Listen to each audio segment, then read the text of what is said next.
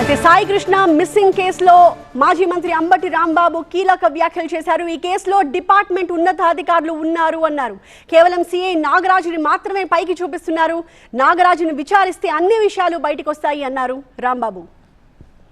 పిల్ల సాయి కన్నా పెద్ద నేరస్తులు పోలీసులు. ఎంత నేరస్తులు?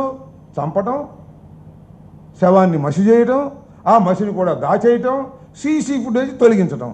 ఇంతకన్నా నేరం ఏం కావాలి ఈ సమాజంలో?